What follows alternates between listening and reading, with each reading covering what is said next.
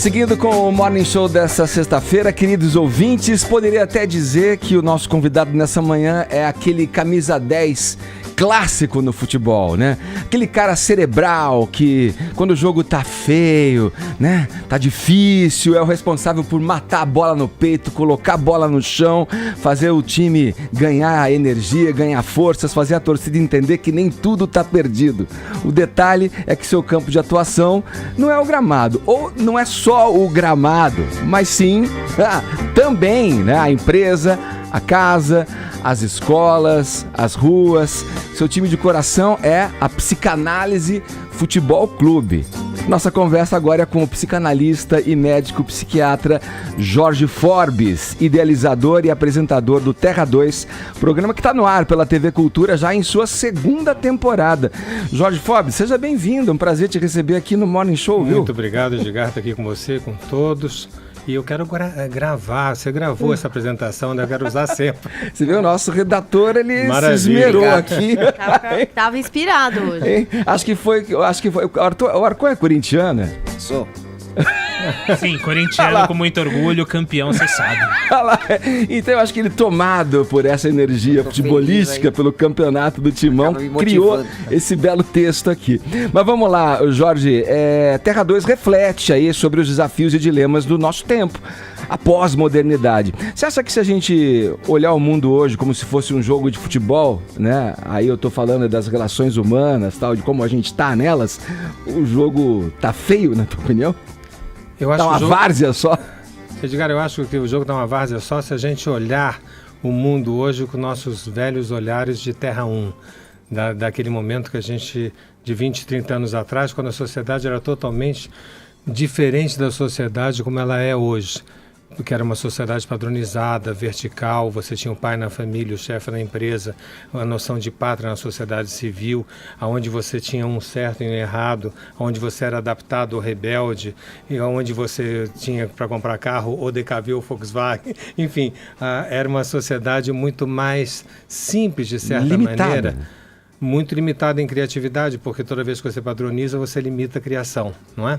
Aí, de repente, você tem uma explosão, um verdadeiro tsunami causado especialmente pelas tecnociências, que muda completamente a relação entre as pessoas, do nascimento até a morte. A gente não nasce da mesma maneira, não envelhece, não adolescência da mesma maneira, não trabalha, não ama, né? É tudo totalmente diferente daquilo que um dia foi. E aí, quando a gente olha com os olhares anteriores, que, como eu acabei de dizer, eram olhares disciplinados, padronizados, você diz, pô, mas que zumba, mas que jogo de várzea, que coisa horrorosa, ninguém vai se entender, só tem perna de pau, né? Vão jogar todas as bolas para fora. Quando, por exemplo, o pessoal que viu a passeata de 2013 da moçada aqui na Paulista, não é? Achavam Sim. isso, que não era uma verdadeira passeata, que era um jogo de várzea, que estavam perdidos, que não tinha bandeira de luta, que não tinha nenhuma ordem unida. E não, nós temos que começar a perceber que hoje em dia a ordem é totalmente distinta, é horizontal, é participativa, é flexível, é líquida, é criativa. E nós temos um mundo que, sob esse ponto de vista, é muito mais entusiasmante que o anterior, porque se a característica básica do ser humano em relação na sua diferença com os animais é que ele é um ser criativo, uma abelha é sempre uma abelha, uma vaca é sempre uma vaca e a gente muda o tempo inteiro, não é? Nós estamos numa grande época para a humanidade porque a gente tem tudo para inventar e se responsabilizar por isso. Por que o nome Terra 2? Agora você citou Terra 1 e o nome do programa é Terra 2. Tem essa... Não, porque na medida que eu inventei o Terra 2, passou... Quando você cria o Terra 2, né, ao mesmo tempo você criou o Terra 1. É claro. Mas você terá o Terra 3. Você não na nossa existência, Paula. Mesmo que a gente vai ver muito mais tempo do que estava anteriormente previsto. Não, por que eu chamei de Terra 2? Na academia a gente chama de pós-modernidade. Mas eu acho confuso dizer para as pessoas que elas não estão na modernidade, porque o termo modernidade diz respeito ao agora, do ponto de vista da linguagem comum. Aí, na academia, não. A academia modernidade foi algo que terminou há 30, 40 anos atrás e nós estamos num tempo após a modernidade. Eu acho que isso confunde, não é tão claro, não é tão sensível às pessoas. Eu falei, por que não chamar, uma vez que houve uma mudança completa de época e a única coisa que a gente manteve foi a terra, o planeta é muito parecido com o anterior, mas se eu puser um 2, eu vou mostrar que há uma diferença completa. Nós estamos em Terra 2 e deixamos para trás um momento anterior que foi Terra 1. E aparentemente pode parecer uma coisa óbvia, mas que a gente muitas vezes não percebe a obviedade da continuação das coisas, de como as coisas evoluem e se processam dentro da coletividade humana. A gente não percebe e a gente está sofrendo por isso, Edgar. Por isso que eu propus à TV Cultura que a gente criasse um programa onde todas as semanas a gente discutisse um dos aspectos de Terra 2, porque as pessoas, como o planeta é igual e os animais que habitam esse planeta, a saber, nós, somos muito parecidos com os animais de Terra 1, de 30, 40 anos atrás, a gente, o que acontece? A gente não se dá conta dessas mudanças e fica tratando de novos fenômenos com velhos remédios. Então é horrível, porque a gente não está aproveitando o nosso tempo e os velhos remédios não dão conta disso. E aí, em seguida, as pessoas ficam com muito medo dessa grande abertura de Terra 2, da quebra de padrões, e num primeiro momento, se elas ficam muito felizes, muito contentes com essa abertura, num segundo momento elas recuam. Você tem um movimento para trás, um movimento reacionário, e a gente vê vários movimentos reacionários na sociedade. Então, isso para te dizer, você tem toda a razão, a gente não percebe de tão parecido, mas a gente tem que ser mais claro, dizer, gente, você não nasce da mesma forma, você faz engenharia genética, você não educa, a escola está totalmente atrasada. Nos últimos 300 anos, o grande avanço da escola foi mudar de pedra preta para de quadro negro, né? Para quadro branco. Quer dizer, foi o grande avanço da escola. O trabalho, qualquer um de nós vai ter 3, 4, 5 trabalhos na vida. A aposentadoria, a gente não vai se aposentar. Nossos filhos, nossos netos vão viver 140, 150 anos. Já pensou nosso neto fazendo vestibular para medicina aos 95 anos? Você está falando das questões de Terra 2, né? Essas questões que a gente está lidando agora. Quais são esses novos remédios que você citou para a gente encarar essa nova situação? Não com esse olhar antigo, mas já tentando lidar com isso de uma outra forma. Ser um bom aluno sempre, talvez? Ser um bom aluno sempre. Quais são os novos remédios? Eu acho que o principal remédio é se dar conta dessa mudança de tempo. Primeira coisa é assim, olha, não adianta falar aquela língua porque o país é parecido, mas é outro. O pessoal de Terra 2 não vai ficar entendendo sempre a língua de Terra 1. Nós temos que saber que a gente tem duas opções na vida de hoje.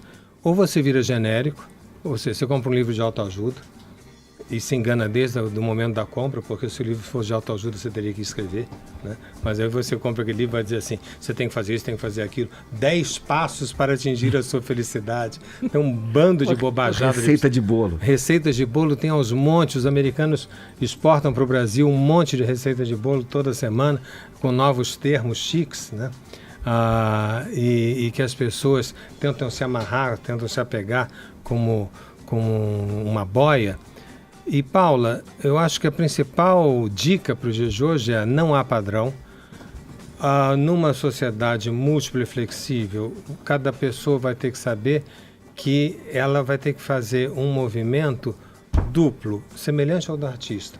Ela vai ter que inventar uma solução boa para ela. Por exemplo, você, Paula, você vai dizer assim, bom, eu faço uma série de coisas, existe uma série de coisas estabelecidas na sociedade, você vai continuar fazendo. Mas na linha do seu desejo, não existe. Então você vai dizer, não, mas eu me satisfaço de tal forma, eu quero ver o mundo assim. E aí você pinta esse mundo, como se fosse uma pintora, tipo Van Gogh. Então você pega e pinta, não, meu girassol vai ser dessa maneira. É o ato primeiro, a invenção. E o segundo é, eu vou convencer o mundo do meu girassol. Você vai se responsabilizar por ele. São esses dois atos. Será exigido isso de cada um de nós. Talvez a gente não tenha um talento de Van Gogh, não sei, talvez você tenha, eu não tenho, né? Não, também não. Mas a ética... Talvez, Edgar... Edgar deve ter, Cláudio é um grande Vinícius. artista. Não é? Eu tenho. Mas então a gente precisa ter esse duplo movimento de inventar e se responsabilizar e saber que a sociedade de hoje ela vive um novo momento onde eu não tenho mais as grandes ideias para me dirigir, Você não vai ter um Churchill surgindo, um Kennedy surgindo, um De Gaulle surgindo, não existe mais isso, né? Mas você vai ter que a cada momento se responsabilizar pelos laços sociais que você faz, sobre os seus filhos, sobre os seus amigos, sobre as pessoas mais íntimas. É uma sociedade que parte da subjetividade afetiva humana. Ô, Jorge... O Tonholi tá mais pra, sei lá, talvez um Dali, eu acho. Tonholi. Tem uma informação linda para o Brasil e maravilhosa para você, que não consta da nossa pauta, não consta da grande mídia, e eu queria que você me confirmasse ela. Que você foi homenageado pelo primeiro-ministro da França há poucos dias pela sua contribuição mundial à psicanálise. Revela para nós. É verdade, rapaz. Olha aqui, ó. Olhe suas fontes. Investigativo. É verdade, isso realmente não está divulgado, não. O negócio é o seguinte, eu tive o prazer de receber uma carta do governo francês dizendo que o primeiro-ministro da França me nomeava pelo decreto, é chique, né? Pelo decreto tal, do dia tal, assim, membro da Ordem das Palmas Acadêmicas. Em francês fica mais chique ainda, né? Dans l'ordre de palme académique. Enfim, a gente ri porque todo título, como diria Sócrates, é irônico, né? A gente sempre se pergunta aí, a gente merece mesmo esse título, né? A gente fica sempre um pouco incomodado com esse tipo de coisa. Um bom incômodo, mas fica um pouco incomodado. O Forbes, e eu aqui singelamente colocando as palmas da nossa claque eletrônica. Se você colocar o fone, você vai ouvir. Nossa, você tá sendo muito aplaudido. Nossa, vai se emocionar. Vai ser totalmente diferente, vai mudar a experiência. Olha lá. Você vê, maravilha. Sendo ovacionado aqui. O primeiro-ministro da França te perguntou alguma coisa do Brasil? Como é que foi a cerimônia? Não foi a cerimônia ainda, eu não sei nada. Eu recebi a carta, a carta me foi mandada pelo cônsul-geral da França em São Paulo, e começa dizendo, no dia tal, o primeiro-ministro da França, não quero ficar ouvindo esse eco daqui não, o primeiro-ministro da França te outorga isso que eu falei e explica por quê, pelo seu trabalho intelectual, etc. Não vou repetir, que é muito cabotino. mas não é ruim não, como diz o mineiro. Forbes, queria que você falasse um pouco mais sobre esses dilemas, né? Os dilemas, os desafios que a gente tem que enfrentar, né? Como depressão, ansiedade, oriundos desse modelo de vida, enfim, ou que a gente caiu, né, aqui de paraquedas, ou que a gente escolheu viver. Edgar, a gente tem pouco tempo, vamos para um ponto preciso. Estamos numa era que a gente pode mais do que quer. Eu acho que seria legal os ouvintes se darem conta disso. Durante a nossa civilização inteira, vamos dizer que do tempo da filosofia até hoje, nos últimos 2.500 anos, nós sempre tivemos desejos, vontades, anseios, que a gente dizia, meu amor, se eu pudesse eu te via hoje, né? Cuidado, porque se você falar isso hoje para uma pessoa, a pessoa, então vem. Ou liga o Skype, ou liga sei lá o quê, né?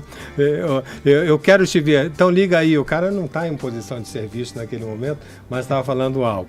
Enfim, isso para dar um exemplo do mais corriqueiro, mas para ir para o lado oposto do amor, para ir para o ódio, hoje em dia, se alguém disser eu vou destruir o mundo, cuidado, porque realmente alguém pode destruir o mundo. E nós estamos todos apavorados com dois personagens, né, que se merecem um ao outro, mas nós não os merecemos como líderes do mundo, que podem destruir o mundo. Então, nós estamos numa época onde a gente pode mais do que a gente quer. Isso quer dizer o quê?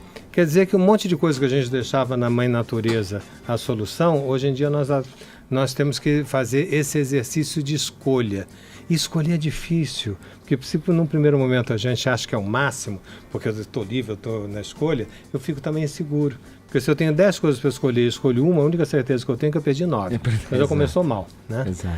E hoje em dia você escolhe tudo. Imaginemos, por exemplo, o ter filho, né? Ter filho, você transava e tinha filho. Pronto, você sabia como era ter filho. Agora não, você já... Aí começa a gente pôr a pergunta, você quer ter filho branco, mulato, preto, olho azul, olho verde, mudo, surdo, cego, não cego? Quer dizer, você tem um cardápio, né, de como ter filho. Aí você dizer, não, é óbvio, eu vou escolher a pessoa mais bonita, a pessoa mais inteligente, tal. Não, não é tão óbvio. Nos Estados Unidos, por exemplo, casais de mudos estão modificando o embrião para ter filho mudo, surdos modificando para ter filhos surdos. Darwin se revolta. Então, a seleção natural das espécies foi por água abaixo. Né? E nós não sabemos ainda... Eu estou ultrapassado com essa minha camiseta. Eu ia falar aqui com o seu número de filhos. Achei que você ia falar sobre isso agora. Do Darwin aqui. Eu acho que subliminarmente eu fui influenciado, não tinha notado, pela sua camiseta darwiniana. Né? Pois é, hoje em dia Darwin virou uma estampa de camiseta, porque do ponto de vista da sua... Ficou ultrapassado. Ficou marcado de uma época onde a biologia era determinante nos nossos processos de vida. Eu falei do nascimento, vou te dar outro exemplo, Edgar, da morte. Mas espera lá, quando você fala que os mudos estão querendo filhos mudos também, sim, você não está, de certa forma, dando uma força e endossando uma teoria em que a gente pode também considerar isso até uma evolução? Mas... Se você pergunta para um cientista da humanidade se ele considera isso bom ou ruim, são critérios que me escapam. Eu posso, como pessoa, dizer se eu acho isso legal ou não acho isso legal, né? Agora, é um fato que a gente tem que se dar conta. E se a gente disser que isso é ruim, vai vir o politicamente correto dizer, é ruim por quê? Que você está achando que só porque você fala, você é melhor que eu que sou mudo, né? Virá isso a reboque. Então, o que nós fizemos no nosso programa na TV Cultura, em Terra 2? Levamos ao ar um episódio, porque o programa tem 15 minutos de uma dramaturgia, onde um casal selecionava o embrião, alterava o embrião, transformando uma menina que enxergava em menina cega. Era um casal cego que queria ter uma filha cega. E a gente explorou o fato que a menina, aos 18 anos de idade, ouviu o pai comentando com a mãe sobre a fabricação dela. E o pai não viu que ela estava na sala porque era cego. E aí toda a reação da menina frente ao fato de ser cego. Então, Edgar, não sei se é bom ou se é ruim. É um fato que está aí que a gente tem que se lidar. Né? Mesma maneira sobre a morte. A gente morria, né? Morri e pronto. Simples assim. É simples assim. Agora você tem a eutanásia, a distanásia, a ortotanásia, o suicídio assistido, a recusa do tratamento.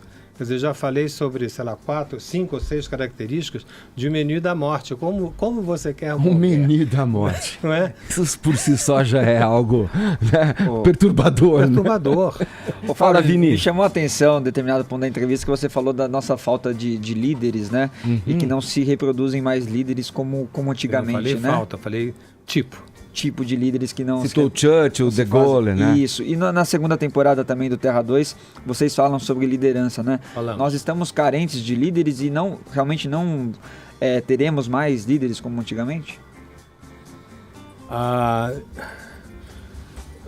Vamos pensar na sociedade anterior, em Terra 1. O laço social era verticalizado, era padronizado. A gente se perguntava, cada um se media se estava bem ou se estava mal, na distância em relação ao padrão. Eu estava melhor se era perto do padrão, eu estava pior se estava distante do padrão. Ou eu era rebelde, eu dizia, eu não quero isso, e eu já era um outro padrão. A famosa geração 68, por exemplo. A geração 68 não é uma geração Terra 2, era uma geração rebelde ao padrão daquela época. Foi para as ruas, dizer proibido proibir, etc. Né? Era uma geração rebelde. Hoje em dia não tem mais isso, mas não vou entrar nesse detalhe. Naquele momento, quando numa sociedade padronizada, você tem líderes que encarnam o padrão daquela sociedade. De Gaulle, a França estava invadida, é evidente que tudo levava a pensar que ia perder a guerra, né? E um sofrimento incrível. No começo da guerra, De Gaulle pega sozinho um microfone na BBC em Londres, se dirige aos franceses dizendo: nós vamos ganhar a guerra. Baseado no quê? Ninguém sabia, mas assim, nós vamos ganhar a guerra. E o encarnar o espírito da França, né, ajudou o povo francês a ter esperança, a ter vontade, a manter viva uma chama de combate, etc. Churchill é a mesma coisa. Qual de nós já não repetiu? A famosa frase dele, do sangue, suor e lágrimas, virou até nome de conjunto musical, né? Então, esses grandes exemplos você vai ter no mundo de hoje? Não, porque o mundo de hoje não é feito de ideias reitoras. É um mundo de likes, é um mundo de virais, é um mundo onde a mensagem passa de uma outra maneira, a pertinência social ela tem a ver com o conviver com as diferenças e não como a unidade da força. O novo líder deverá ser um líder para esse convívio com as diferenças e não para as grandes ideias. Que grande líder que a gente tem, ou teve ultimamente, que surfa nisso? Um Obama, um Trudeau? Eu acho que os exemplos mais recentes... Primeiro, eu acho importante dizer, Paulo, que nós não teremos que nenhum líder da pós-modernidade será em si um modelo para todos os líderes da pós-modernidade, que senão seria um contrassentido, não é? Quer dizer, eu posso dizer que eu poderia querer ser parecido com Churchill, parecido com De Gaulle. Na pós-modernidade não dá para ser parecido.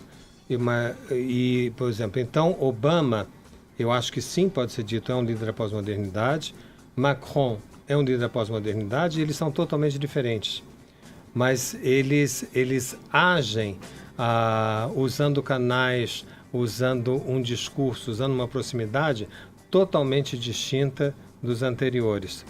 Seja Obama, seja Macron, de certa forma o Papa Francisco, o Trudeau, o menino Trudeau, né?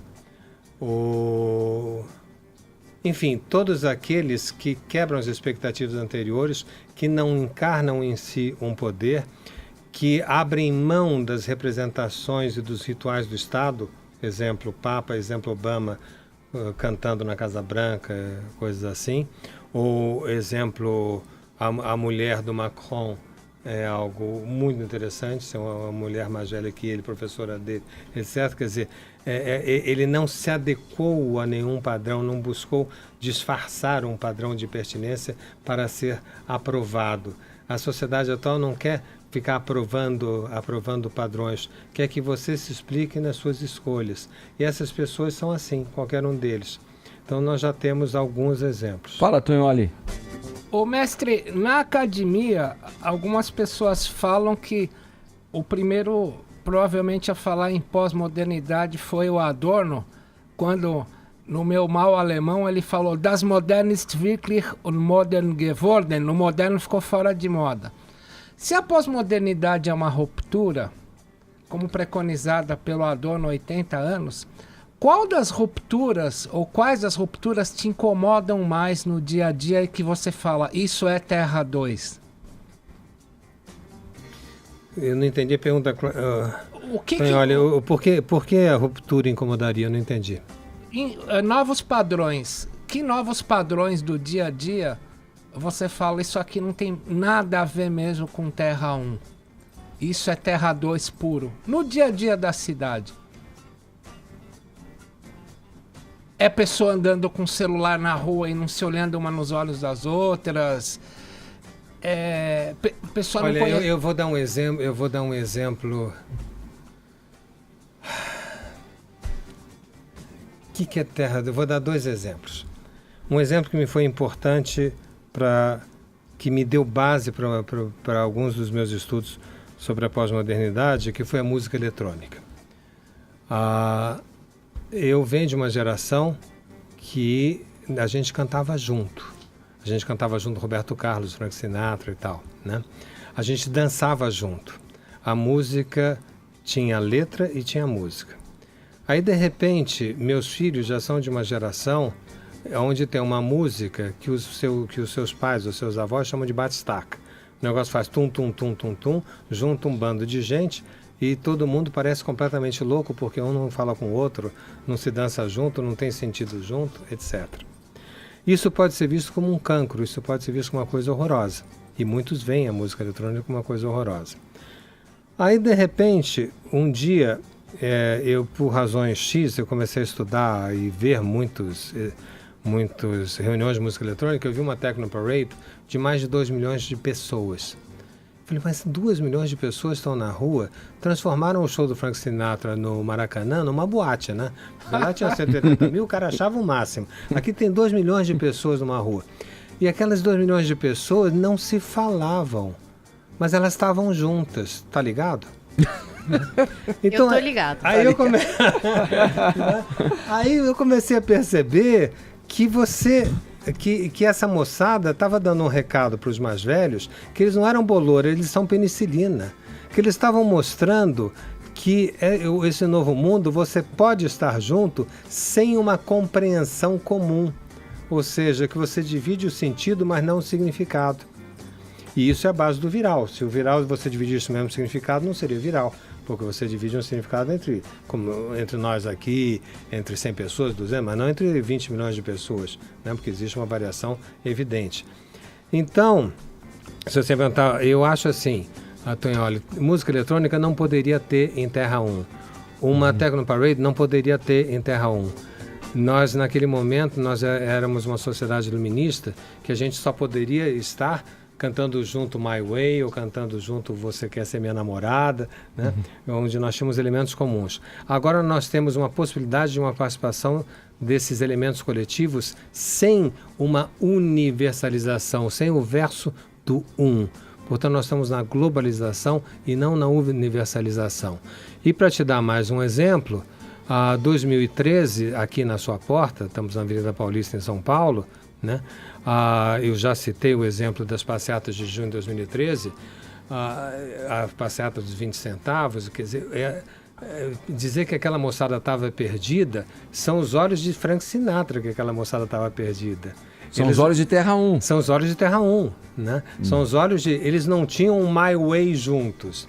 A geração 68, nós tínhamos My Way, nós tínhamos o caminho. A gente sabia que a gente ia fazer uma passeata, ia subir a Rua da Consolação, e iria na porta de tal consulado, de tal país muito conhecido. Enfim, a gente sabia o que a gente ia fazer, né? E esses moços, né? Eles podem fazer uma passeata sem essa necessidade de uma voz de comando e, no entanto, isso ser fundamental. Isso deu um aviso importantíssimo a Brasília. E acredito que, aliás, parênteses, no ano que vem nós vamos ter outras passeatas desse tipo. A reflexão essa manhã é com o psicanalista Jorge Forbes, com a gente aqui no Morning Show. Já retornamos para esse papo agradabilíssimo aqui no Morning Show em alguns instantes. Olha só, eu fiz uma visita à Citroën durante essa semana e queria dividir com vocês agora aqui no Morning Show. Vejam só. Já pensou começar o ano com o Citroën C3? Então não perca tempo. Preste atenção nessas ofertas inspiradas em você. O Citroën C3 Attraction combina design moderno e puro conforto como nenhum outro no seu segmento. Ele também é muito mais economia a cada quilômetro rodado com o motor PureTech, que recebeu nota A do Inmetro. Você quer tecnologia? Ele vem com central multimídia touchscreen de 7 polegadas e espelhamento do seu smartphone de série. Tudo isso com revisão de R$1 por dia, 3 anos de garantia e uma oferta imperdível de R$ 52.540 por R$ 49.990 mais taxa zero. E agora, para finalizar, com mais R$ 4.000, você pode dar um upgrade para o Citroën C3 automático, com um novo câmbio de 6 marchas e motor 1.6 de 118 cavalos. Aproveite essa oportunidade. Não é só uma Black Friday, é a oferta do mês Citroën Jovem Pan. Olha aí, ó. Tudo isso que eu passei para vocês nesse anúncio é ofertas e preços válidos durante este mês de novembro, tá certo? Agora 11h02, o horário é de Brasília. Jovem Pan Morning Show. Jovem Pan Morning Show. Morning Show. Então vamos lá, quero saber como é que tá a nossa hashtag aí, hashtag Morning no Divã. As pessoas estão abrindo o coração, Paulinha, como é que é, hein? As pessoas estão um pouco tímidas, eu quero saber de mais coisas, mais passados, mais presentes. Sim. Eu quero que vocês contem mais aqui nessa hashtag, mandem a sua pergunta. Elas estão representando problemas com GIFs. Eu não sei se são problema da nossa geração. É um vício Estão usando da nossa muito geração. emoji, entendeu? Aqui no Twitter.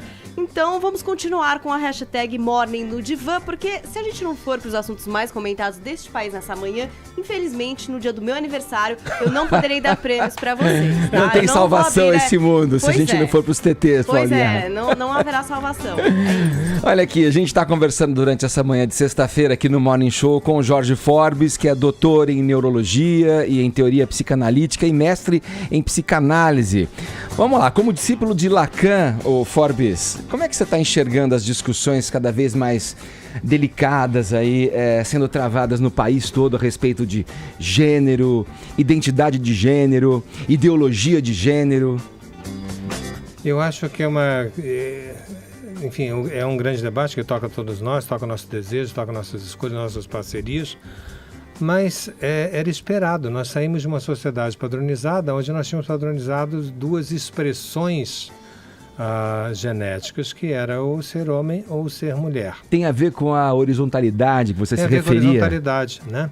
Porque quando você tem um gene você tem uma diferença sexual biológica, ou você é macho ou você é fêmea. Agora, com um macho, eu posso fazer uma mulher, com uma fêmea, eu posso fazer um homem. Isso é estranho? Não, você tem uma determinação genética, você tem um gene, a gente tem que entender o seguinte, você tem um gene, você tem o que se chama em genética expressão genética.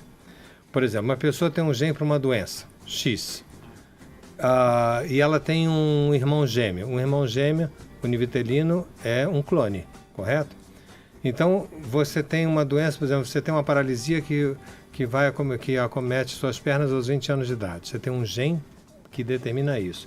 Só que um irmão tem uma paralisia aos 20 anos e o outro tem uma paralisia aos 40. Por que há essa diferença, uma vez que o gene é o mesmo?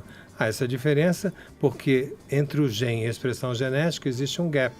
Um gap onde intervém a escolha, a cultura, a formação, o meio, enfim, um monte de fatores acima da genética, epigenéticos, que fazem com que esse gene se expresse de uma forma diferente.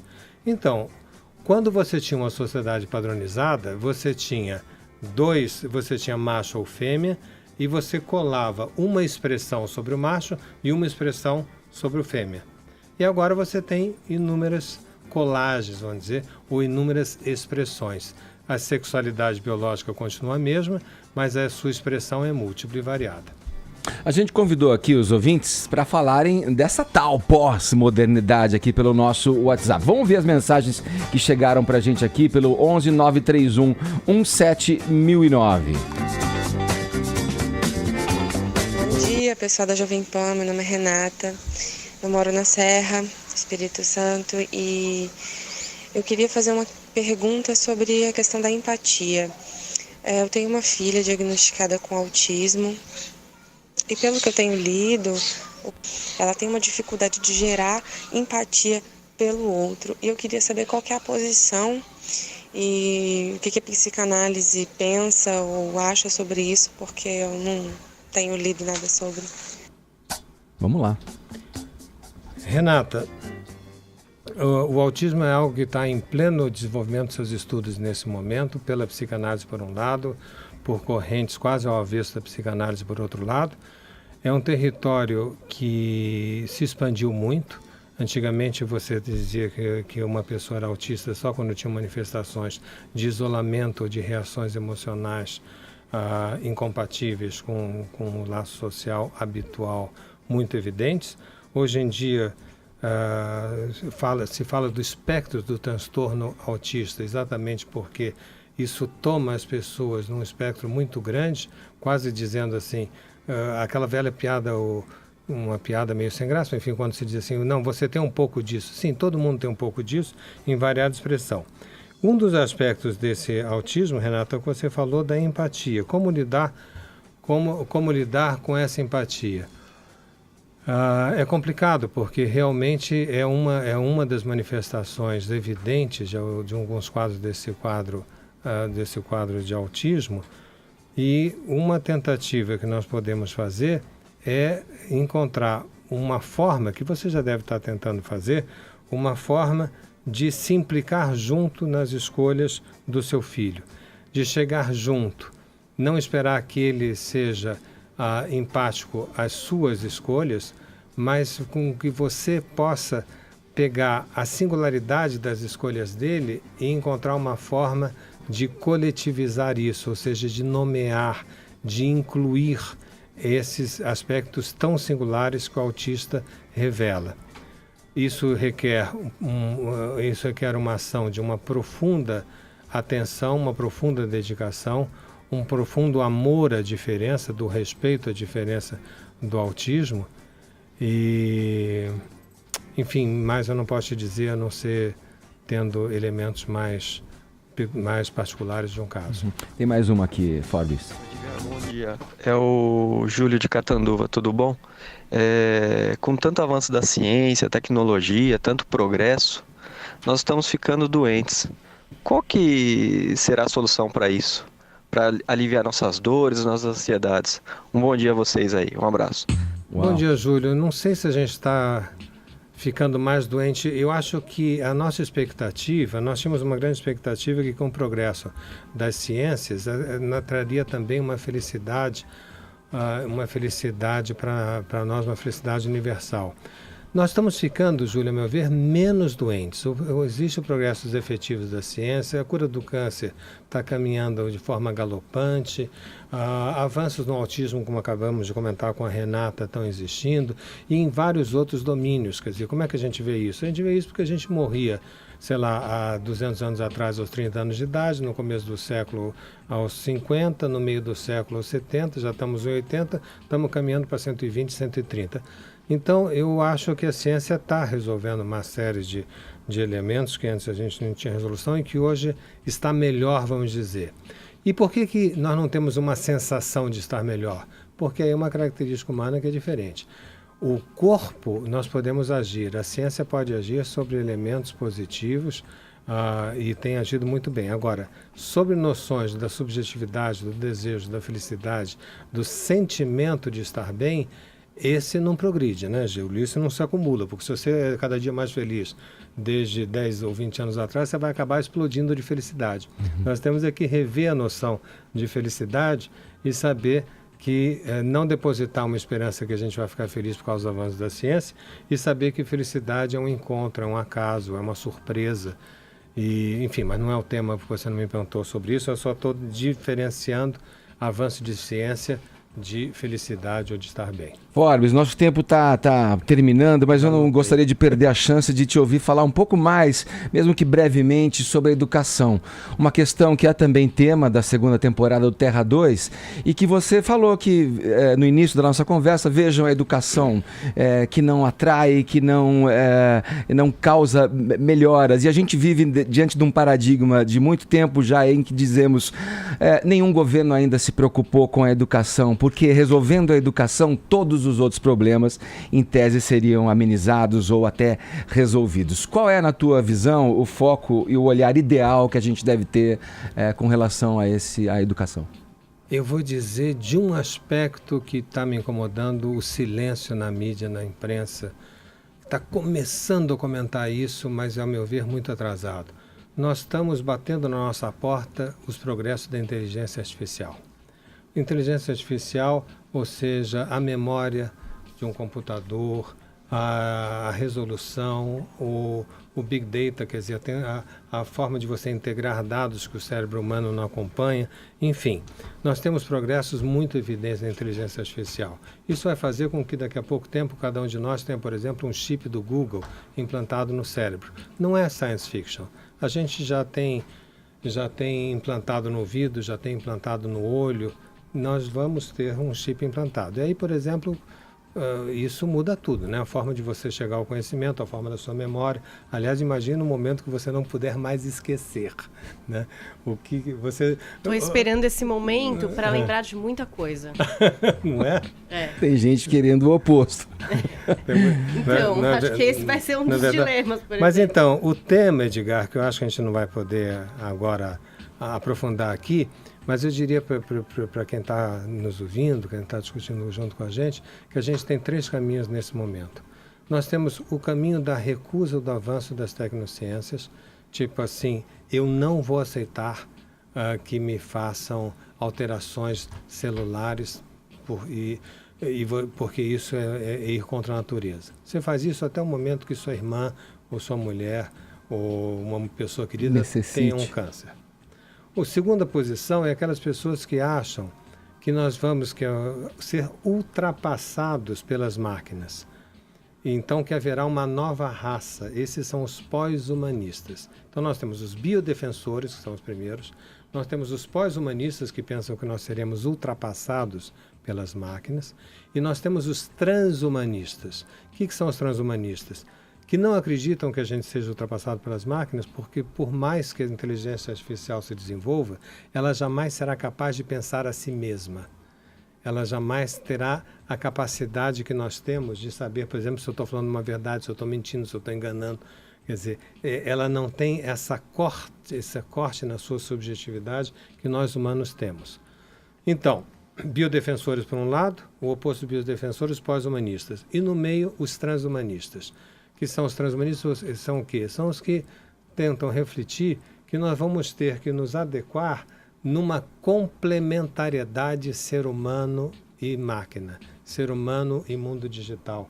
Nós seremos complementares. Se a gente vai deixar de ter algumas profissões, porque vai deixar, né, outras surgirão, e não necessariamente em menor número do que as atuais. Alguns vão dizer que sim, outros vão dizer que não. E assim por diante. Então, acho que o grande enfrentamento da educação hoje em dia é incluir no seu debate essa complementariedade com a inteligência artificial. Perfeito. Isso é muito Black Mirror. Olha aqui, nova temporada do programa Terra 2, estreou dia 25 de outubro, sempre às quartas-feiras, às 10h30 da noite, e segue até o final do ano. É isso, Jorge? Exatamente. Tá certo. Obrigado pela tua participação aqui. Aliás, a série é co-apresentada pela Beth Coelho. Né? Grande Beth Coelho, imensa atriz, querida amiga. Obrigado pela tua presença aqui. E parabéns para a Paula, hein? Parabéns.